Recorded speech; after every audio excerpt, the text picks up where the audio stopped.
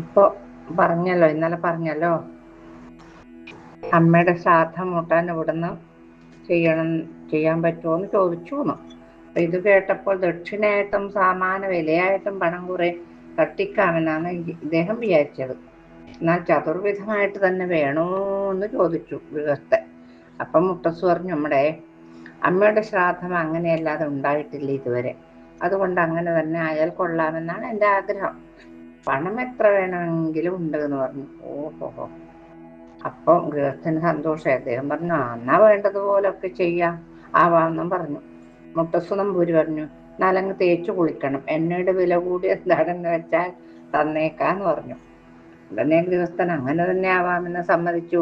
പിന്നെ അകത്ത് പോയി വേണ്ടതെല്ലാം ക്ഷണത്തിൽ വെച്ച് ഉണ്ടാക്കുന്നതിന് ചട്ടം കെട്ടി എണ്ണയും എടുത്ത് രണ്ടുപേരും കൂടി കുളിക്കാൻ പോയി.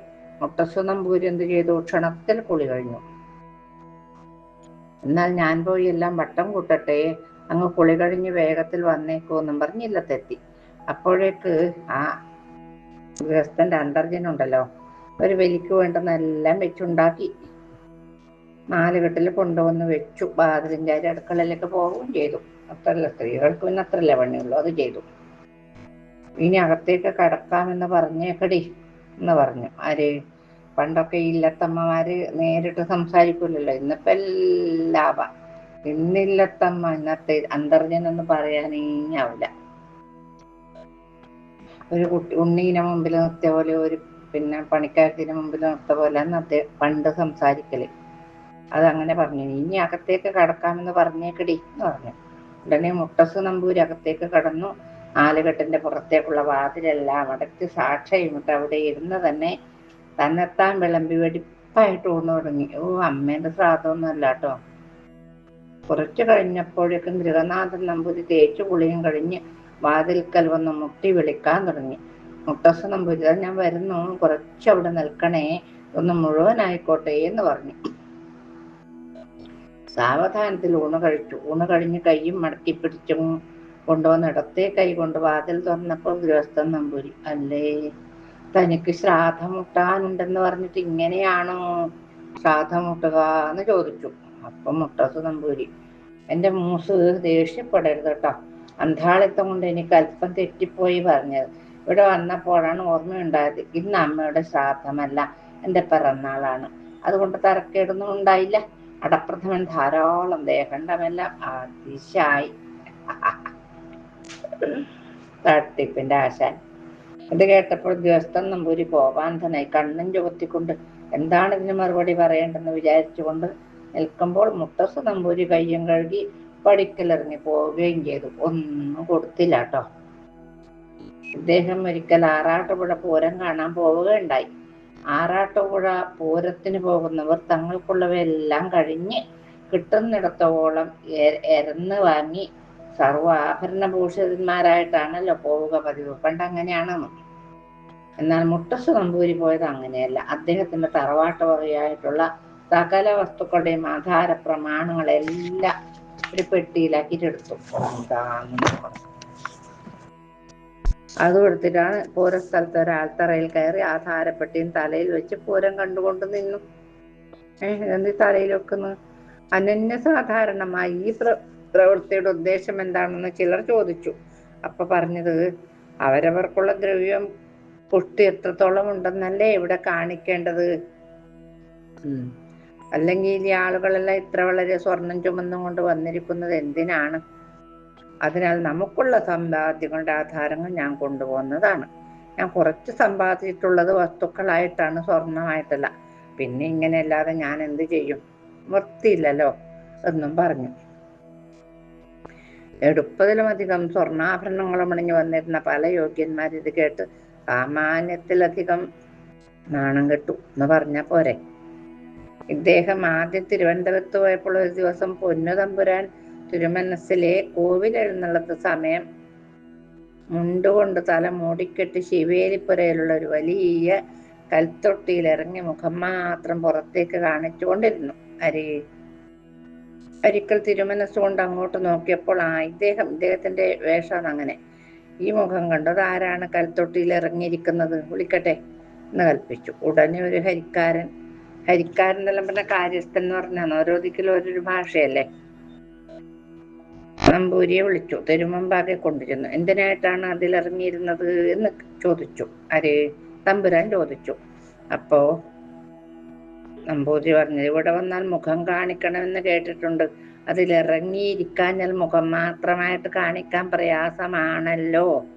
അതുകൊണ്ടാണ് അടിയൻ അതിലിറങ്ങിയത് എന്ന് പറഞ്ഞു. നമ്പൂരിയുടെ ഫലിതം കേട്ടിട്ട് തിരുമനസ്സുകൊണ്ട് സന്തോഷിച്ചു.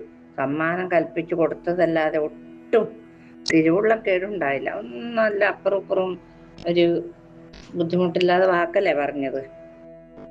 ഇതെല്ലാം അദ്ദേഹം സേവിച്ച ആ ത്രിമധുരത്തിന്റെ മാഹാത്മ്യമാണ്. അദ്ദേഹം എന്ത് പ്രവർത്തിച്ചാലും എന്ത് പറഞ്ഞാലും ശരി, അദ്ദേഹത്തോട് വിരോധം തോന്നുകയില്ല. അത് വെറുതെ വരുന്നതല്ലല്ലോ. അദ്ദേഹം ആണ്ടുതോറും തൃപ്പൂണിത്തുറ ഉത്സവത്തിന് പോകാറുണ്ടായിരുന്നു. അവിടെ ആട്ടം, പിന്നെ ഓട്ടം തുള്ളല്, പിന്നെ ഞാണിന്മേൽ കളി, പിന്നെ വാളയേറ്, ചെപ്പടി വിദ്യ, അമ്മാനാട്ടം, കുറത്തിയാട്ടം, ആണ്ടിയാട്ടം മുതലായി എല്ലാ കൂട്ടവും അദ്ദേഹവും ഓരോന്ന് ചാർത്തിക്കലും പതിവാണ്. മറ്റു ചാർത്തുകാരെ കൊണ്ട് അദ്ദേഹത്തിന്റെ പേർക്ക് കൂടി ഓരോ പ്രാവശ്യം കളിപ്പിക്കും. ആ വകക്കുള്ള അരിക്കോപ്പുകൾ വാങ്ങി അവർക്ക് കൊടുക്കുകയും ചെയ്യും. പണം മുഴുവൻ അദ്ദേഹം എടുക്കുകയും ചെയ്യും. അങ്ങനെയാണ് പതിവ്. പാഠകം പറയുക എന്നുള്ളത് ഒന്ന് മാത്രം അവരെ കൊണ്ട് സാധിക്കാത്തതാകയാൽ അത് അദ്ദേഹം തന്നെയാണ് നടത്തുക. പാഠകം പറയാനുള്ള കേമനാണ് ഇദ്ദേഹം. തമാശലോണം വേണമല്ലോ. വേഷം കെട്ടി വിളക്കത്തിരുന്ന് നിൽക്കുമെന്നല്ലാതെ പാഠകം പറയാനുള്ളതൊന്നും അദ്ദേഹം പഠിച്ചിട്ടുണ്ടാവുകയും ചെയ്യില്ല, ഒന്നും പറയാറുമില്ല. യോഗ്യന്മാരായ അനേകം പാഠകക്കാർ വേറെ ഉള്ളത് കൊണ്ടും ആരും ഇദ്ദേഹത്തിന്റെ അടുക്കൽ പോകാറുമില്ല.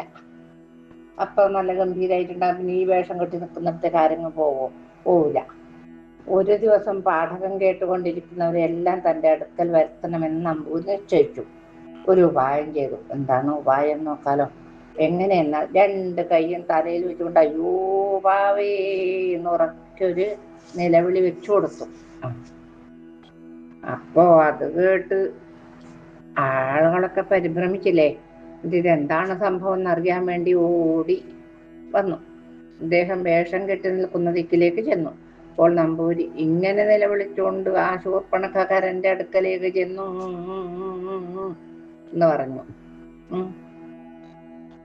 പാഠവും മതിയാകെ. കേൾക്കാൻ ആരുമില്ലാതെയപ്പോൾ മറ്റു പാഠകക്കാരും മതിയാക്കി. അങ്ങനെ അതുമില്ല ഇതുമില്ല, കേൾക്കുന്നവർക്ക് അതുമില്ല ഇതുമില്ല നാക്കി തീർത്തു ഇദ്ദേഹം.